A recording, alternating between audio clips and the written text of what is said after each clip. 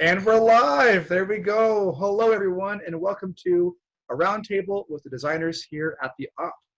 I'm Ross Thompson, a marketing manager at the Op. I've been here for about 3 years.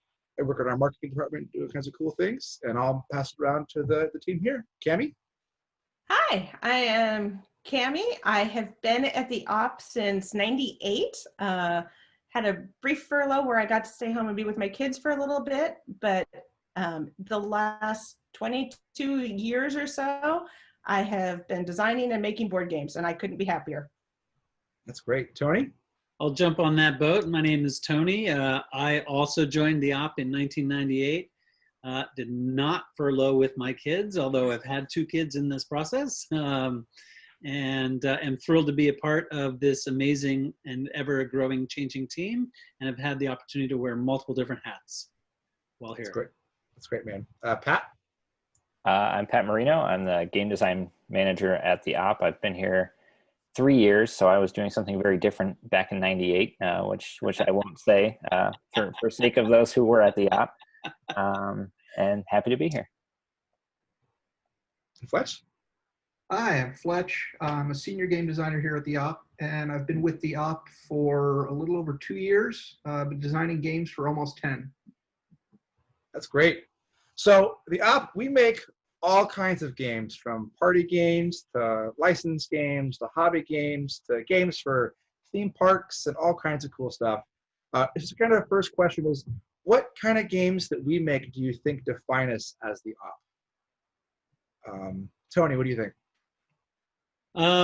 Well, there's a saying that we used to use an awful lot that we haven't really been using in the last several years, but I think it really sums up a lot of what we do, and it's your favorite games with a twist, really. So a large portion of what we do are co-branded games, and those co-brands mean we take a game brand and we partner with an IP, usually a pop culture or a movie property or cartoon property or whatever. And so we're twisting it to reach a fan base. And since about 2008, 2010, we started to stretch well beyond that to go into hobby and family and party games that are not co-branded. So I'd say games that bring a really rich play experience and bring a lot of people together to create new memories. That's great. Cami, what do you think? I always think we make family games, games that you're not scared to play with your kids in the room. There are a few that have, maybe a slightly darker theme because we have like Telestrations After Dark, but for the most part, everything we do, it could be considered a family game. That doesn't mean you have to play with family, friend groups, and everybody else is more than welcome, but I always think of us as a family game. That's great. Pat? For me, I think it's, as Tony says, we've evolved a lot, right, in what we offer. And we have our great party games. We have our great strategy games. We have licensed games. We have some non-licensed stuff. But for me, it's about games that you want to share, right? Either because someone is a fan of a particular IP, and so you can't wait to introduce them to Hogwarts Battle, or it's a party game that you just know is going to get everybody laughing, so you want to share it with other people. And all of our games, I think we strive to make them really approachable, really have clear rule books, have everything be kind of staged out so you can learn the game, get into it. So you don't have that big barrier to entry of, okay, I got this thing and now what am I supposed to do with it? So I know from our team, we talk about that a lot of how do we make this game approachable so that people can get into it. And because they're into it, then they're ready to really support it and invite others to play. Awesome. Fletch? Oh boy, Pat just covered a lot of ground there. Yeah, he did. I was gonna piggyback off him and say, I think the greatest thing about our games is that they're games that you can enjoy and then you want to share with more people. Pat kind of already went there. Oh, that's so good. But for me, a game is great when after I've played it once, I can't wait to just talk about it more and more and more. And I think that a lot of our games really have that quality in spades. I would agree, right? We do so many different games and so many different things. It's really cool. Like each year the line changes and morphs and grows, while at the same time I still think kind of keeping to a lot of the traditional values that we've done, like with our party games and stuff like that.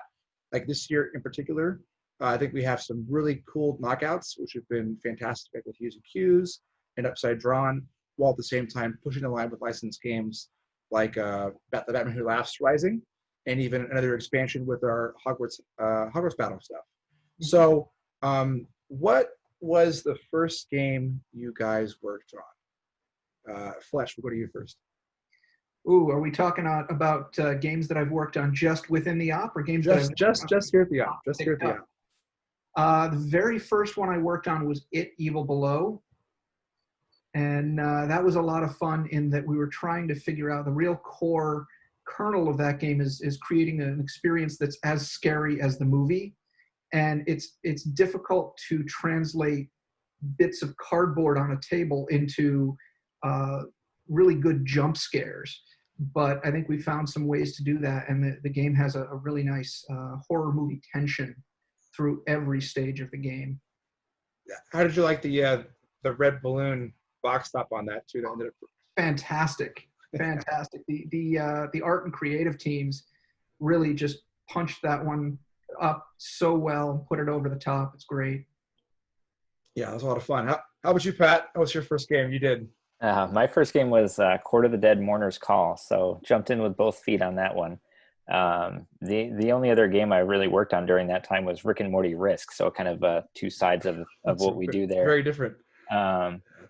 Yeah, so as folks may know, like it's a very heavy hobby game, lots of miniatures, lots of fantastic art, and it was really designed hand in hand with the team at Sideshow who created the Court of the Dead IP. So like that was sort of my intro. It's like, oh, this is how all these projects are going to go, right? Like we meet with creators, and then and we can talk more about how that process works maybe, but learned sort of through the process how unique and how special that really was.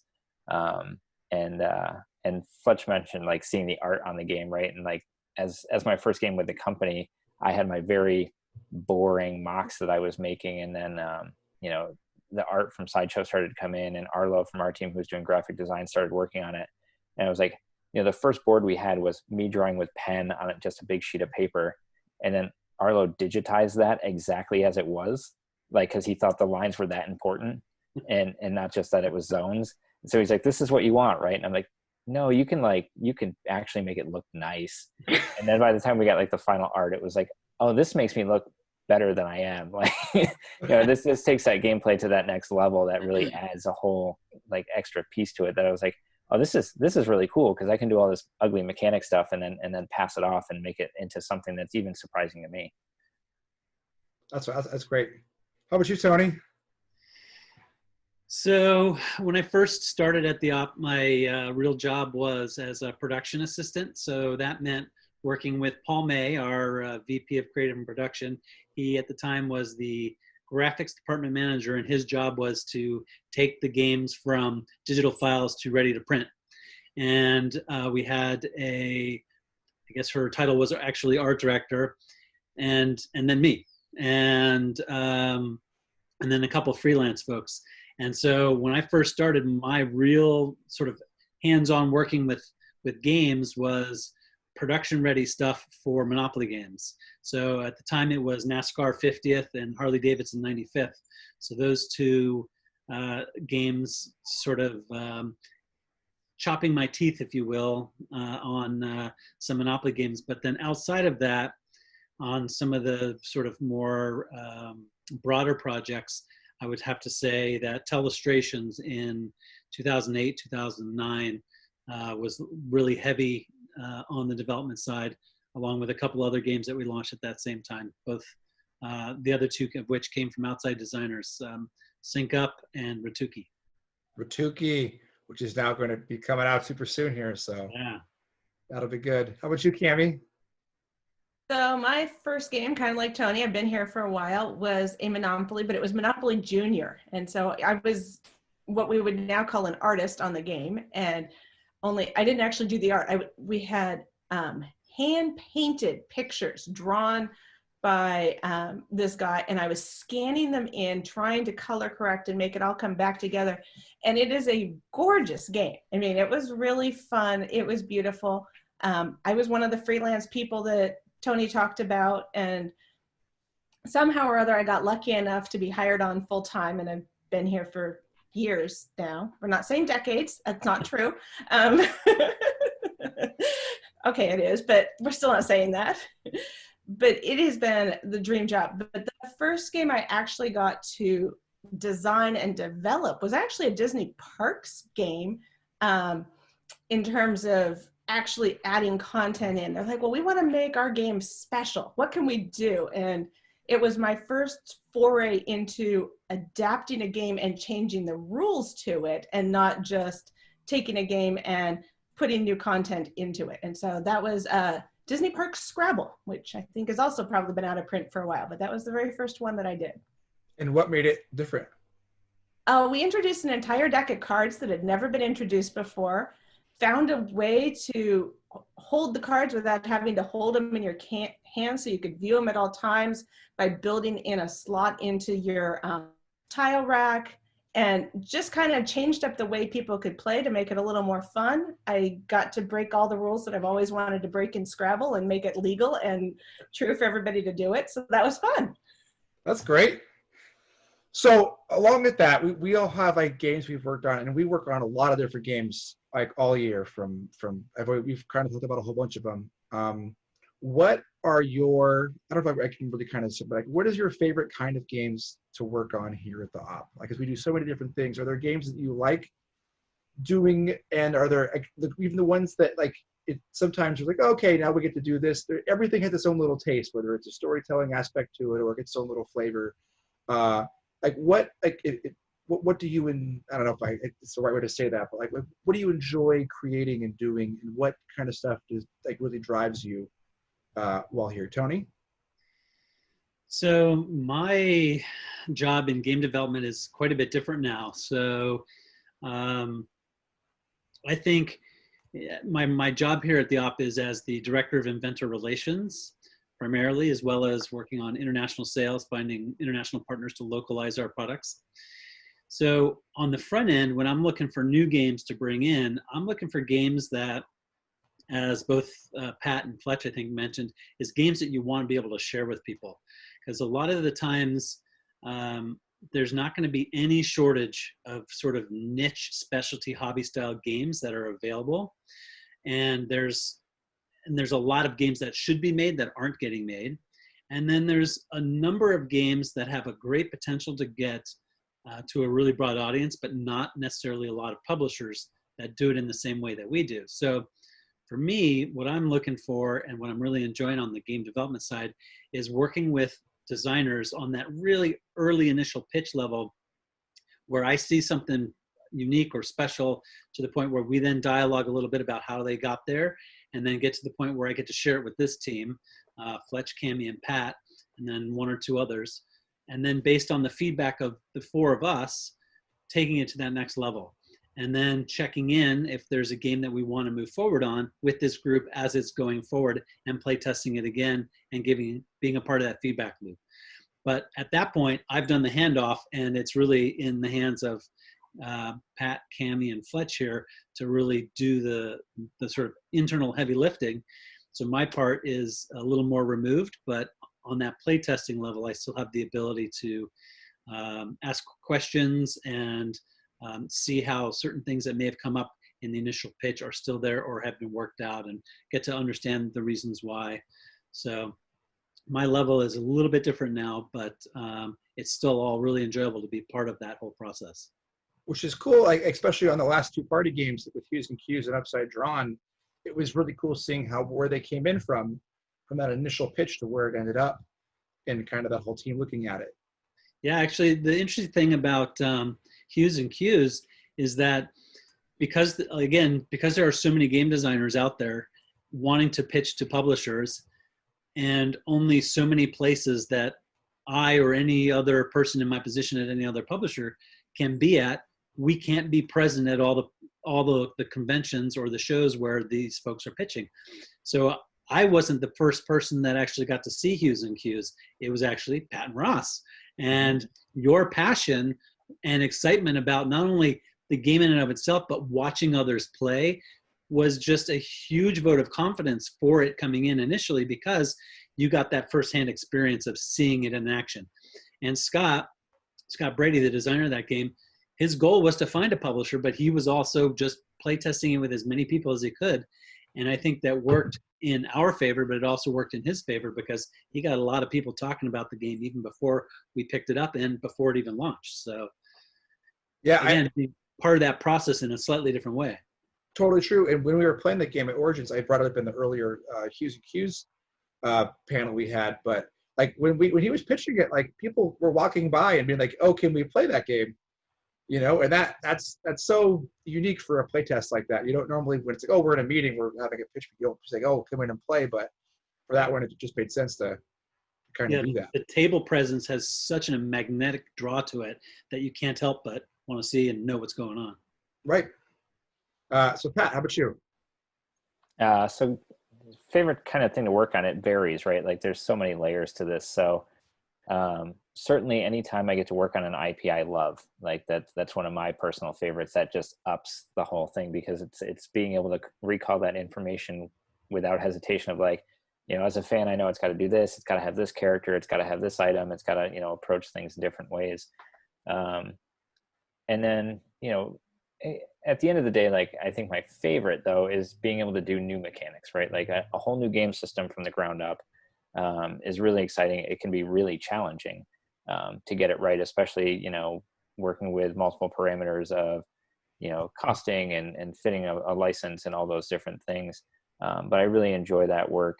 And even sort of on the narrower scale is taking, when we do take an existing brand, is finding a way that you can tweak it to make it authentic to whatever the new license is, you know, so like the Rising games, you know, how do you adjust it so it fits the new IP and doesn't feel like it's just the same game with different art, but it's really like, oh, there's a clever twist here that really drives home that I'm playing a different version of it.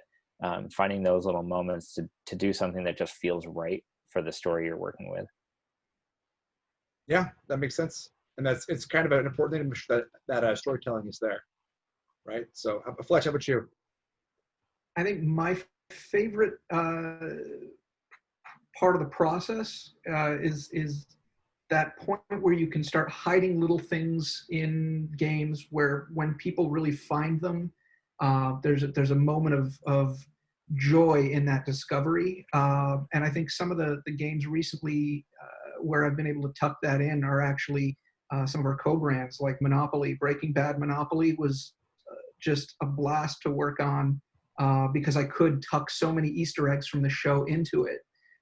Star Wars Talisman is another one where you've got a huge audience that knows Star Wars, you've got a huge audience that knows Talisman, and by taking these two things and putting them together, we were able to do a number of things mechanically that are perfect fits for the Star Wars story that give Talisman players something to go, oh wow, that's new and that's cool.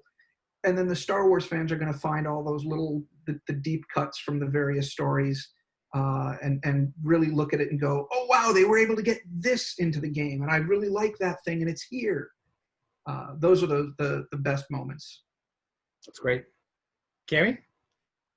For me, it's all about crafting a story. I want somebody to come to the table and go, okay, I'm playing this game, but so much of what we do is licensed. I want them to actually feel like they're part of it. So if it's Scooby-Doo, I want them to come to the table and actually feel like they're a member of Mystery Inc.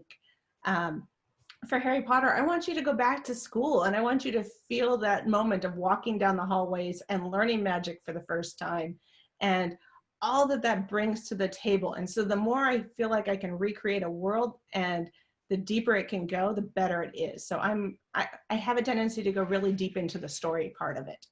Which is great. And that kind of leads to my next question, is what is storytelling? Because I think one of the phrases that I always hear around the office and then that I try to relay out in the community too is that like we like telling stories with our games.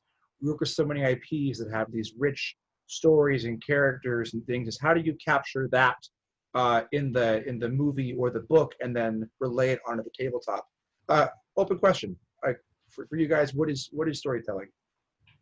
I guess I'll start there since I just said it. Yeah. And everybody else can really help dive into this. Everybody comes knowing a section of the story, especially with an IP. You know, if it's Star Wars, you've seen every single movie, you know how it's supposed to go. for me, Harry Potter is the one that I work on the most detailed, and there's 7 books and 8 movies, and everybody knows this story. And to try and bring that experience to the table is very challenging, especially when it's so deep. And you can't always own everything. So sometimes you have to focus down on one aspect that people can really relate to within an entire broad world. And so if you can really own that experience and really have them feel, hey, I know this, but it's different, and I can own it, and I can bring myself to the table, and I can really put myself here. This character feels like they would be there in the movie, but they also feel right in my tabletop environment. And that is part of that storytelling, is that we want to create a new experience within the world that everybody knows. That's a good way to put that. Pat, what do you think? I mean, obviously I'd echo what Cammie said. And I think for me, it's about, it's a fan service thing, particularly with IP, of like, we want to take that experience further from, sort of the passive experience you have with a lot of IP, which is consuming the content on your TV screen, on a movie screen, sometimes from a book or a video game, which is a little more interactive, but really take it and put you into the story in a way that you feel like you're doing the thing, right? Like you're not just watching Harry and Ron and Hermione do something, you're participating in that story, and that there's some kind of path to the story. It's not just, oh, okay, we rolled some dice and we played a game. It's, we battled Voldemort. And that's the feeling that we want players to walk away with, is that like they were under attack and there was conflict and tension, and they made smart decisions so that they, as the characters, made things happen. And I think that's really what takes it for me from reliving the story to impacting the story, and players walking away feeling like they did a thing. They had some agency as the players within that world, and in a way that can be a little different from exactly how it played out in the film, right? Like I think about our Die Hard game that Fletch and I worked together on, and it can end differently from the movie. That's a thing. But even fans who are super fans of Die Hard walk away going, that was actually okay, because we played our own version of the story that felt authentic to the characters and the setting and the purpose and plot of the film, but we get to put our own spin on it and play it out in maybe sort of a parallel universe version of it. And I think that's really what gets players excited, is that they can enter the world and it's not prescribed how it's going to end for them, but they can really impact that sort of turn of events and see how things play out. That's great. Fletch, what do you think? Well, I think that when you're telling a story with a game, you're really using a new kind of medium to illustrate a picture or a story that people already know from another medium. So sometimes you're building something based on a movie or a TV show. On one level, it's sort of a matter of using your mechanics to illustrate the individual pieces of that story, the characters or the plot points. And sometimes you're using the mechanics to illustrate the tone of the story. If I can go back to It, Evil Below, I think that one worked on 2 layers of storytelling, in that you have the 7 kids from Derry, Maine, and each of them has a special ability that feels like it came from the story of that kid individually. You've got one kid that is there to help bolster up the other kids' bravery and make them all bond together. You've got another kid that likes to taunt Pennywise and just aggravate Pennywise and get Pennywise to come over here.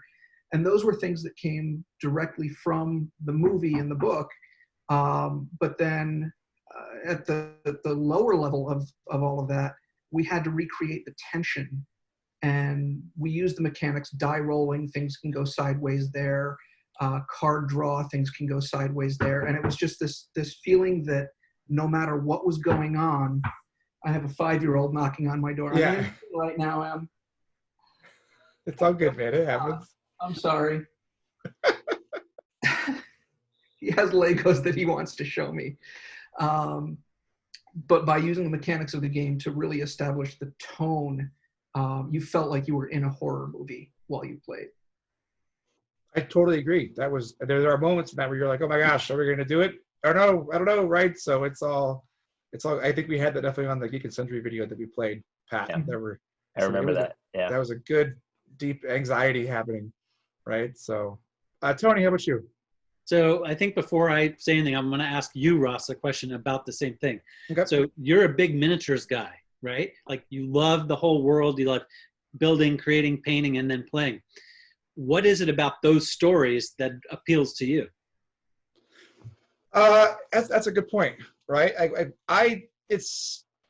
I think there's those epic adventures that are happening, right? Like, so like right now I'm painting up a lot of Warhammer stuff, right? And so that it's like these big epic battles that are happening. And so like I'm painting up these different characters that have these big poses and these big like moments they're going to have. And then I also know like in game that they're going to have abilities they can do, which are going to be big. So I like that I get to kind of reenact those adventures at the same time, kind of create my own, right? So like I know roughly the story that's been written for them, which sometimes in a miniatures game can just be a couple paragraphs in the rule book, or there can be a whole novel about it, right?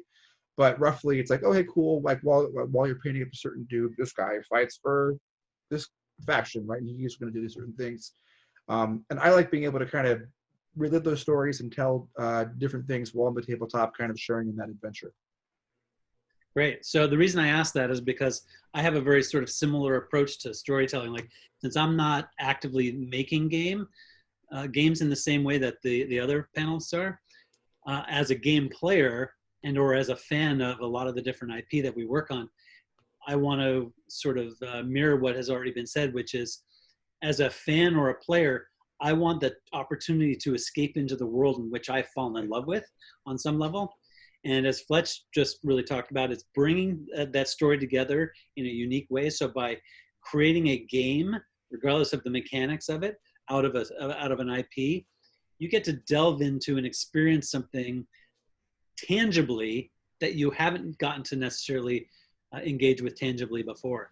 And I think that's, from a storytelling perspective, is so unique about what tabletop offers, especially within the world of licensed games, because there are so many of us fans of all this different IP that to delve deeply into a story, whether it be miniature based or RPG based or even dice and card games, we get the opportunity to really allow our fandom and our passion for that character, that IP, to come alive in such a unique and individualistic way that it feels really good, but it also creates another layer of the storytelling that you're playing the game with in that group, right? So each of us has a different touch point to the IP, but by all engaging in it together, we get this sort of shared lived experience of that IP. So I totally agree. I mean, I've had friends who we put Hogwarts Battle with, and we know moments when it's like, oh man, we almost defeated Voldemort, but the Basilisk came in, and then Basilisk Lucius, and then it's just like, ah, right? So it's being able to have those moments is really cool. So what is everyone's favorite IP that we get to work with? That's kind of a lighter question. But Cammie, how about you? Like I started to say Harry Potter, but The one I'm most known for is Harry Potter. And I have a lot of fun. I love that world.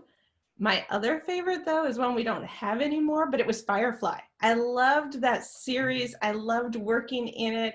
I'm now showing it all to my kids because I want to experience it again through their eyes. Yeah, those first two seasons are really good. or the last two. The first one's great. Yeah. But so those would probably be my two favorites that I've gotten to work with. That's cool. Pat, how about you? So this is tough because, like, I think there's so many I enjoy, right?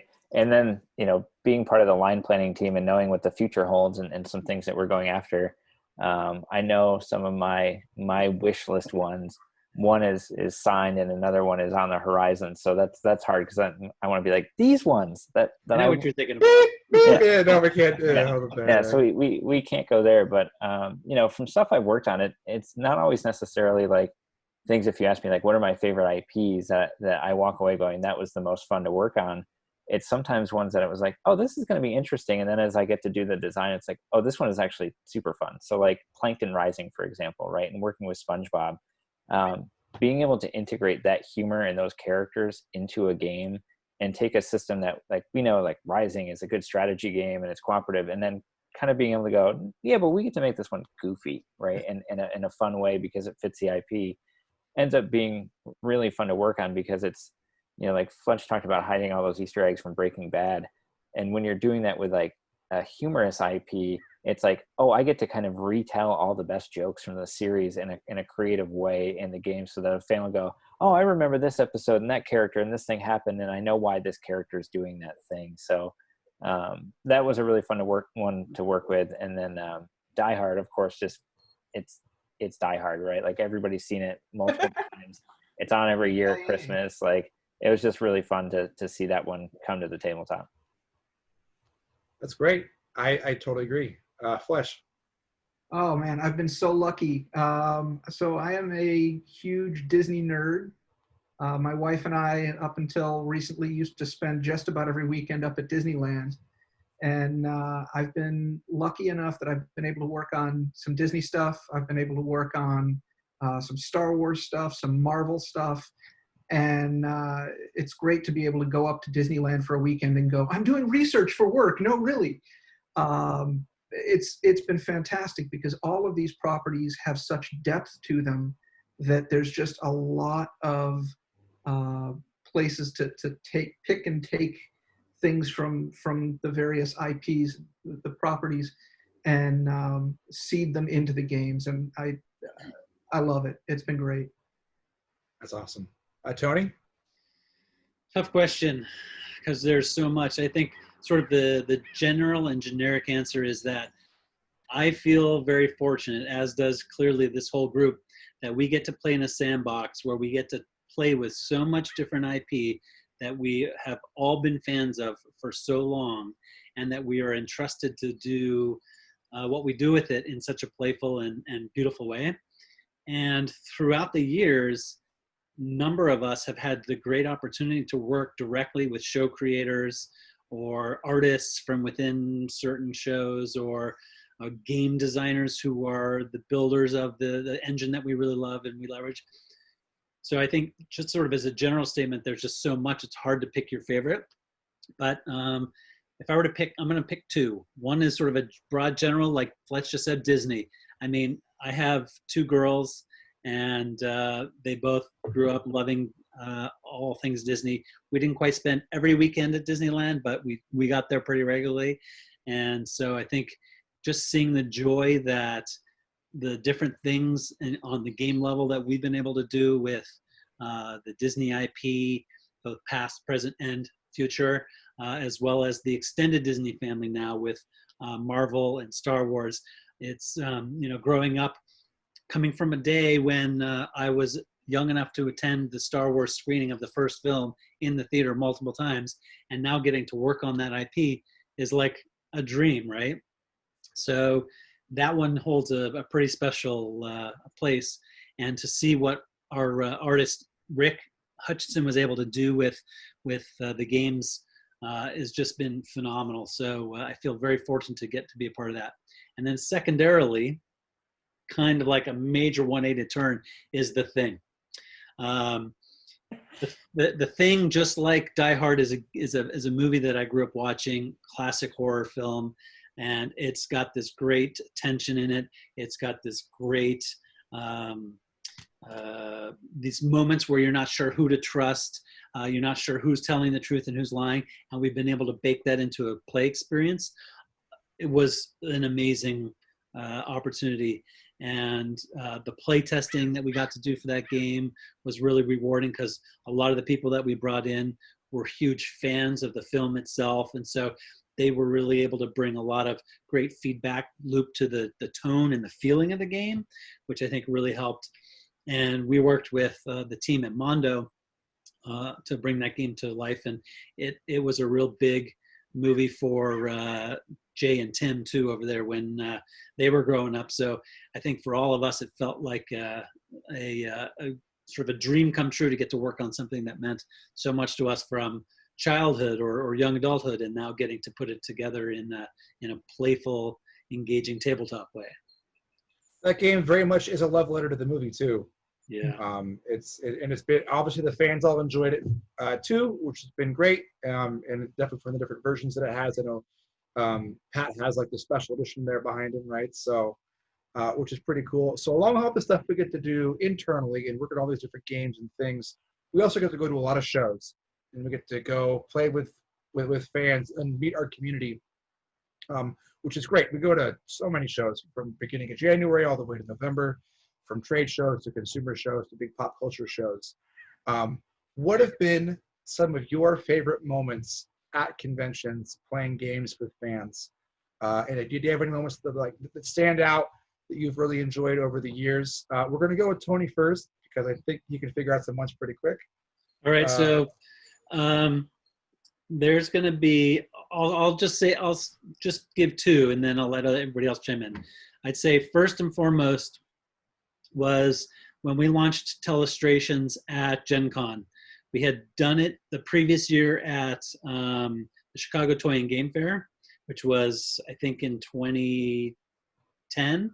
And then 2011, we brought it to Gen Con, which might have been our first time at Gen Con, unless it was 2009 and 2010. I may have gotten the years mixed up. Either way, Heather and I were the two that went to the show.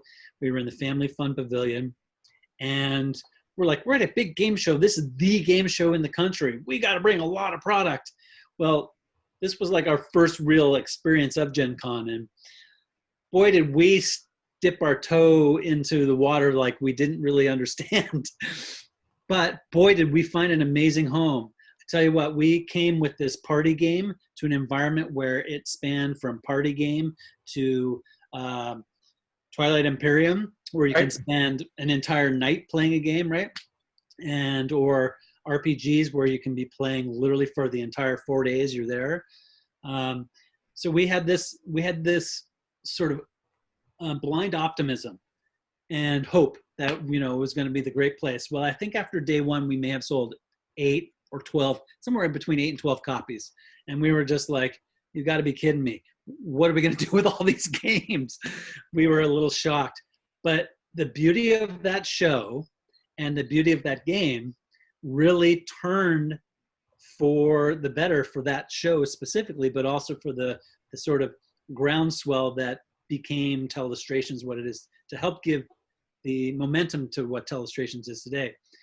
So any game you buy at a trade show, specifically at Gen Con, you're there with friends or you're meeting friends there, and you all want to share your haul, and ideally going to play a bunch of these new games. Well, Telestrations plays up to 8 players, so you want to play with a big group of people. And the beauty is that people will literally, let's call it an even 10 groups of people had the game. So there were 10 potential games happening throughout the con after the hall closed. Well, that was at least, say, maybe another 100 people got to play or see the game, and or people passing by. And for those of you who haven't played, I suggest you play the game because it just creates so much joy and laughter. Well, laughter is contagious, right? So what happened that night created such an amazing experience that the next day we sold like 36 games or something crazy. Like we doubled or tripled our business.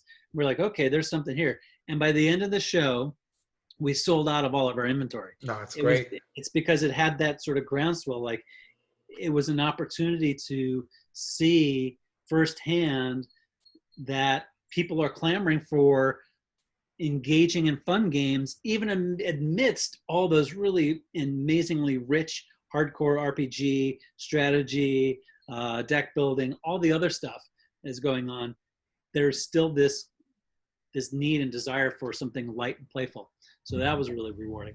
And then the other story I have, just real quickly, is, and I think Cammie may touch on this one too, so I'll just be brief about it. But I was gonna say, you're gonna tell my story right now, aren't you? Okay. I'll just say Gen Con has blown our minds more than once, and I'll let Cammie take it. Actually, all of us can talk about this one, but I'll let Cammie. Oh, Cammie, go next. Go next. Oh, so my very first Gen Con, I've never been to Indiana. I've never been to Gen Con. I have no idea what to do. And I get to the hotel and I'm like, wow, this place is great. And then I get to the convention. I'm like, this place is huge. What are we doing? Okay. And I get to our booth and I'm like, wow, it's gorgeous. This is wonderful.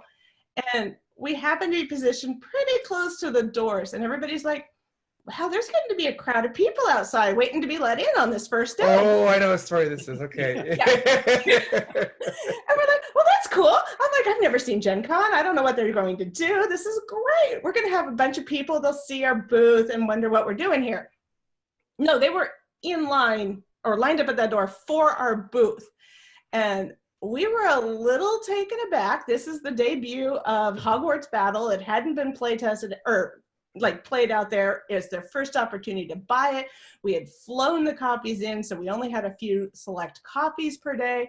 And all of a sudden the doors open and we see everybody standing there and they're like waiting for the person to announce the time that they can go in.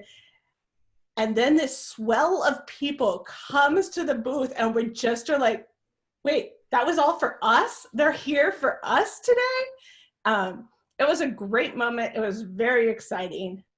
We got ourselves under control for the next day and figured out how to run lines and things like that. But the first day, it was a very big surprise. That was Mad Max level crazy. That was I good. think sort of building on that though is it was like that for all 4 days. So absolutely, it was so rewarding to see that we had a game with an IP that was resonating with such a broad audience that we really felt honored to be able to have that level of expectation and that we delivered a product that met those expectations. 100%. I think thinking back on that show too, I think there we were, like, I think it was the Friday night and we had finally figured out how to do the line. And I was like, oh, by the way, guys, it's going to be really crazy. Dice Tower just tweeted out how much they're enjoying playing Hogwarts Battle. And within like an hour, it had a bunch of retweets and all these things. And I'm like, oh, we're going to get flooded on Saturday. Like, it's going to be crazy. Oh, man. My favorite thing about that show, though, was I played the game and demoed it all 4 days. I mean, I didn't take a break one time over 4 days. And a lot of people wanted to take photos because they knew I had worked on the game. And the next year, I'm taking photos with the same people. And then they came back the next year and I'm taking photos. And they're like, yeah, you're on our family photo board. And we just want to update the picture every single year with you. And I'm like, oh, this is so cool. That's great. Yeah. Oh, that's funny. Pat, how about you, man? I don't think it's any big surprise in this group that Gen Con's my favorite show of the year. I get to go to quite a few, New York Toy Fair and Gamma, and Gen Con being the regulars each year. And part of it, of course, is my brother attends, right? And so he and I were going to Gen Con before I worked at the op and pitching games and doing things like gem hens over my shoulder there before I was at the op. And he now that I'm at the op, instead of like running around doing what he would normally do, he often helps in the booth, right? So that's been a really fun thing, is every year he sort of gets to be an honorary team member. And one of my favorite things with that is when Court of the Dead came out, right? And this is a big game. It's a lot to learn and it's complex to demo. And so we were trying to figure out how we were going to manage the schedule of who had the rules down well enough to run the demos. And my brother was like, oh, I'll read the rule book, before I come out, and I'll just do it. And keeping in mind, like, he lives on the East Coast, we're on the West Coast. He had yet to play the game, right? He hadn't had an opportunity to play it or learn it. He's like, no, I'll just read the rule book. I'll ask you any questions I have. And so he showed up and he watched me demo it the first time. And he was like, I got it. And he was able to jump in and run those demos so that I could actually go explore the floor a little bit and do some other things. So that was just a really fun one for me to be not only like sharing the first game I worked on at the op, but have my brother be part of that experience and running those demos. And of course, because we're very close, we're close in age, like I found him like parroting back some of the things that I had said, and I was like, oh, he didn't just get it. He like memorized the spiel here, right? And he's just throwing it back. So that was a funny one to see. And of course the rush, right? And we get that now more regularly at Gen Con, and I'm missing that this year because we've got some really cool stuff that we had planned as our Gen Con time releases. And we won't be getting that mad dash and seeing fans experience our games sort of for the first time is a big thing. And with that, like, running the demos is actually a lot of fun, right? Because when you make a game, you know, you're envisioning what the fan experience will be. We're play testing, we're seeing what our experience is in the office and play testers and so forth. But when you actually put the finished product in front of people who want to buy it and see them react to it, it's very rewarding. It's very kind of life-giving of like, oh, this thing I made, people actually like it. But my favorite demo by far has been The Thing. And the reason for it is you can teach the game and not play and then try to figure out who everyone is, right? So you're like this sort of floating participant in the experience. And the greatest thing was seeing these groups of total strangers come together and be like, we're going to play a game together because it's Gen Con and it's community and we're going to do this thing. And you could just poke them in the right way as they're playing this game to be like, wait, you're going to believe that guy? And, you know, by the end of it, they're like, I don't trust anyone at the table. Not my partner that I brought to play with me, not this guy I just met. I trust nobody. I'm out of here, you know, and having that thing, or like, you know, I remember a moment where a guy was like, he was not trusting his spouse, but he was totally on board to believe this stranger at the table. And I was like, is this going to cause like a rift in their relationship that he's like, I don't know about you, but this dude I just met, we're on the same page. And I was like, that it's just a really funny thing that it brings out of people. So being a part of that experience and sort of like the teacher to the game who gets to kind of float around and experience it too is really fun. But was he right to trust the stranger? Yeah. He was. He was very right to do that. Fletch, how about you, man? Oh, man. Like Pat, I think my favorite show of the year is Gen Con, which is not to take anything away from the other shows, because my favorite thing about shows in general is meeting people. And I've met some awesome, awesome people at all of the shows we've done. Some great friends that I've made through Origins, but mostly through Gen Con. And I think to kind of jump back to Cami and Tony's story, my first Gen Con was also 2016 when Hogwarts Battle first came out. I had not been working for the op at the time, but I worked on the team that pre-developed it. And then the op picked up the license on the game and made Hogwarts Battle. So I was coming in as a stranger, and I got to meet the team from the op, including you, Ross. I remember. And it was great to see so many people, not just in the audience, but that there were so many people that had worked on the game that felt so passionately about the game, that loved the game, that were excited about the game. So the first interaction I had with the folks from the op was a really exciting, a really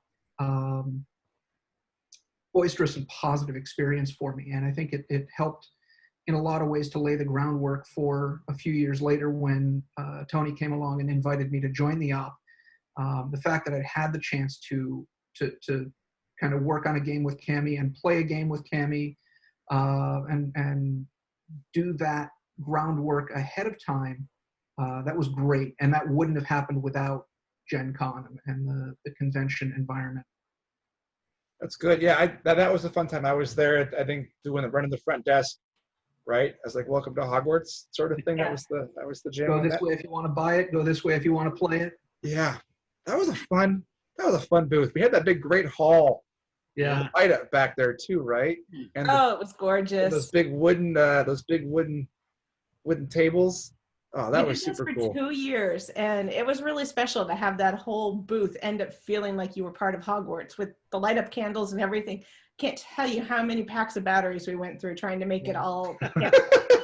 Everyone had the robes and the house ties, and The ties were always a good touch.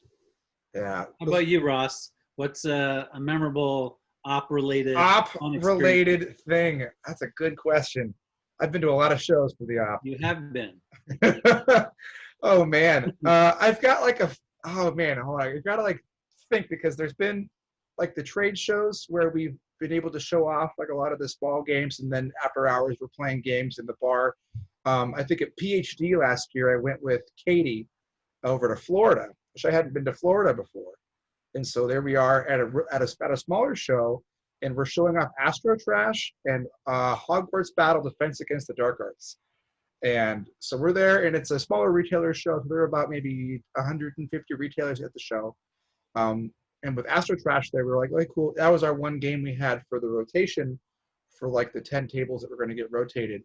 And Katie's like, oh man, we'll see how it goes. Like everybody else is like, like everybody else has like their big hobby games they're showing off.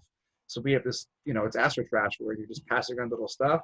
And as you brought up earlier, Tony, laughter is infectious.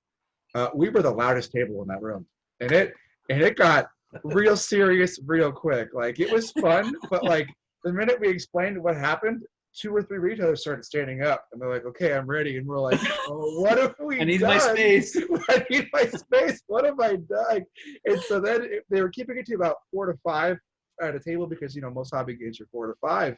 So we ended up cracking open a second box of Astro Trash and doing 10 people to a table because there were people walking around. And Mike Pascal came by and he's like, "Yo, you got to keep it down, man. You guys are too loud."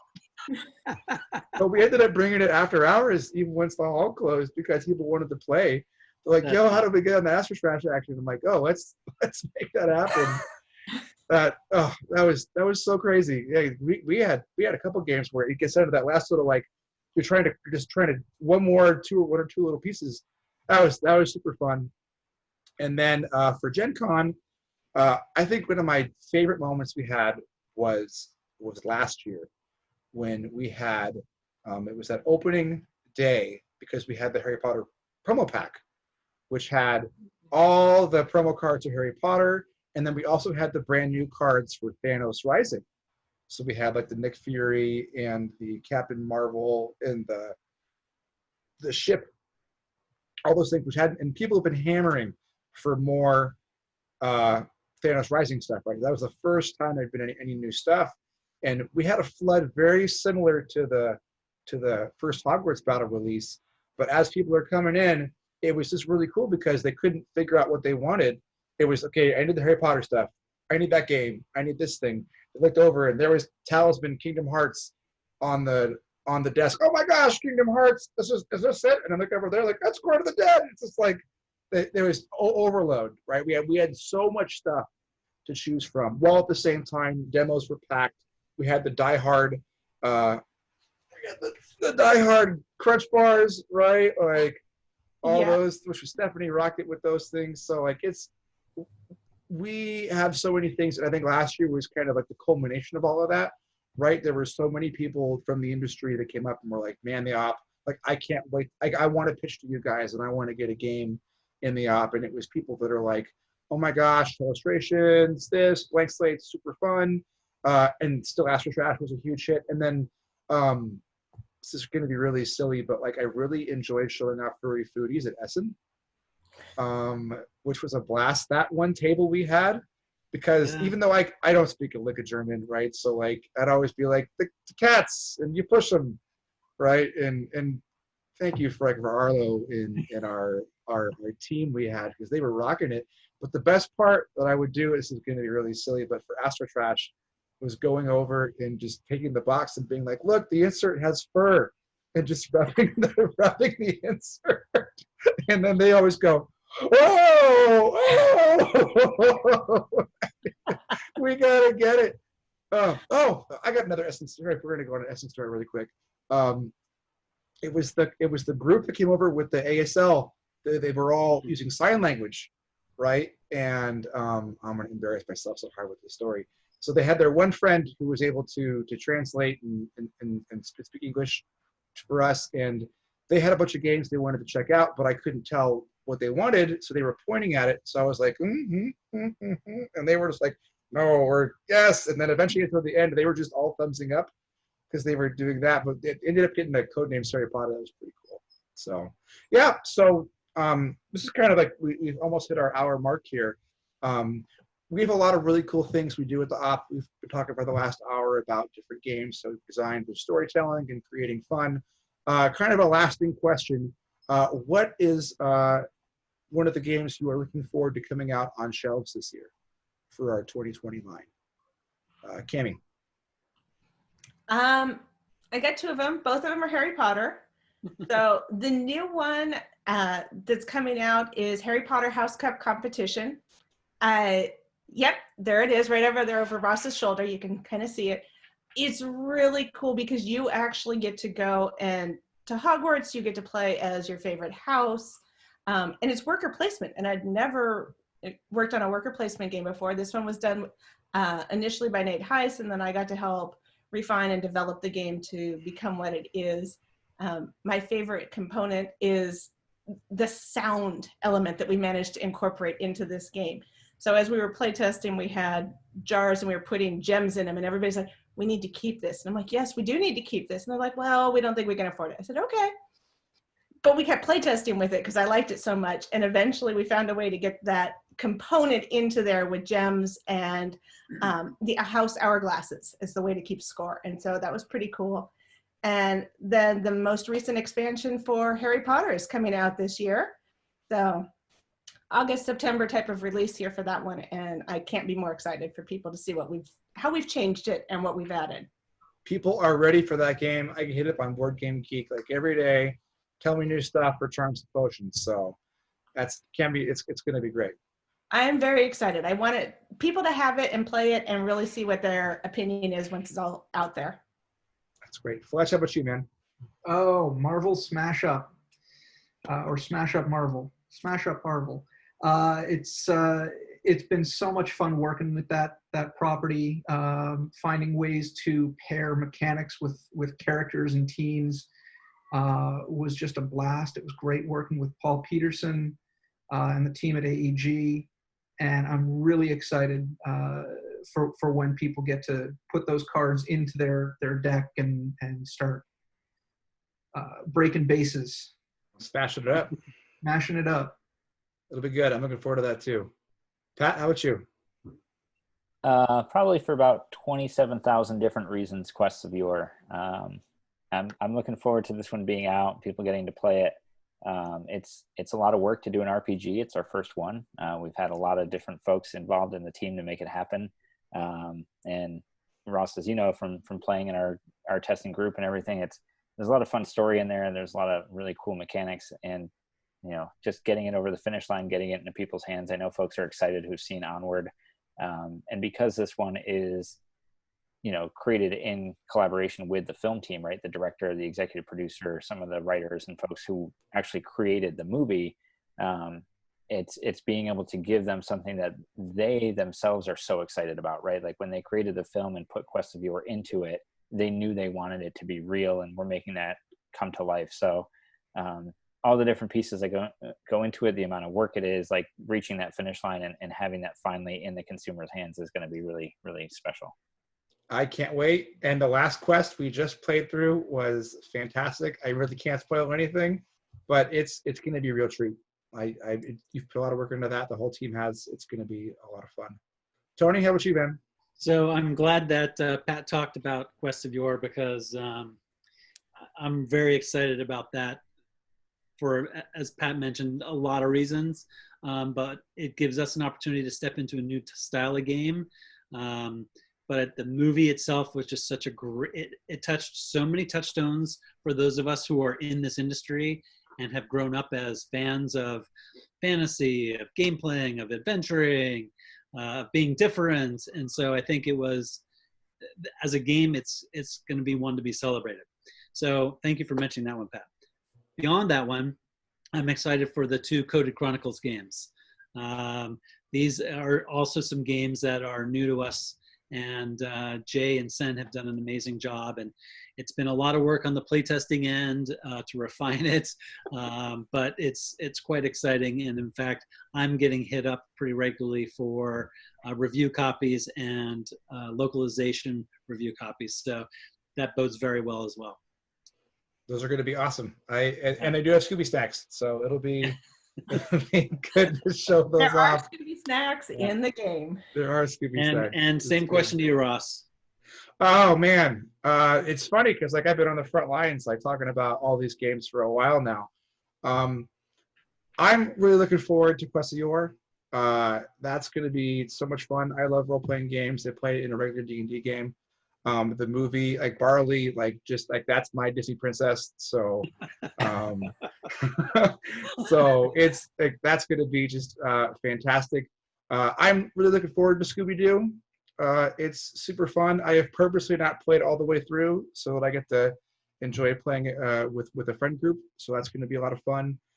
And we've got a couple more things. There's actually a Hasbro co-brand, not a Hasbro co-brand, but a well, it is a co-brand, but it's a Hasbro co-brand for a Yahtzee that we can't talk about yet, but I'm super jazzed for that one. When Winona's email went out today, Oh, yeah. I thought it was an Uber Eats order I'd put in, and I was like, oh wait, I was like, oh darn. So I replied, and I was like, I'm so bummed this is lunch right now. It'd have been so good. That's a little teaser, I guess, but it's all good. We have a lot of stuff coming out this year. I think the Rising games are going to be really cool. Batman Who Laughs is going to be super fun. I know Pat had mentioned SpongeBob earlier. That's going to be super fun. I keep saying on talks, like, I like how characters aren't getting hurt in that game. It's more about how they're getting frustrated that you haven't completed their order yet, right? And that's really nice. I'm also looking forward to Harry Potter House Cup. And I think one of the reasons why I'm looking forward to that, I think it's one of our first Harry Potter games where you're not fighting against Death Eaters. You're just students at the school, right? And you get to just kind of go and learn and do all that. It's nice that it's not just we're slinging spells and having to battle off Voldemort, which it's kind of hard to capture that like that school feel in a game, So I could talk about all of our games for a while. Like, I'm really jazzed for Star Wars Talisman too. That got mentioned, and it's funny, like, because like that board is gorgeous. Oh, it's amazing.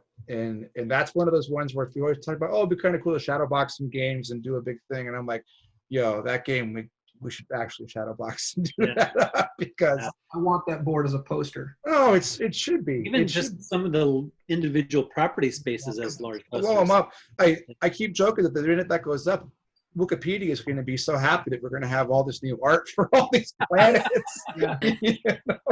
Our artist did an amazing job. Out of the water on those games, right? So we do so many different games across the board, like, as we've talked about, right? From IPs to dice engine building games, to a lot of co-op games, to family games, to deep hobby games, to games for the parks, which we never really talk about, but like, I know that's always kind of fun too.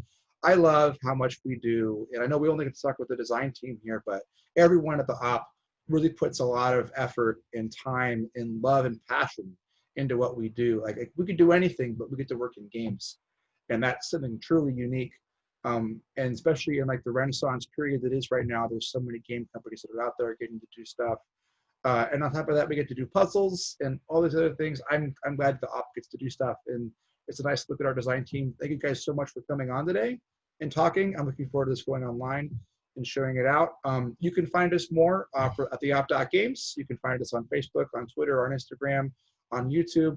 We share stuff all the time. If you go to the Op Daily on our website, and our games are available anywhere games are sold. Support local, go to your game store, and it'll be super good. Thank you so much for joining us, everybody. Bye. Bye. Bye. Bye.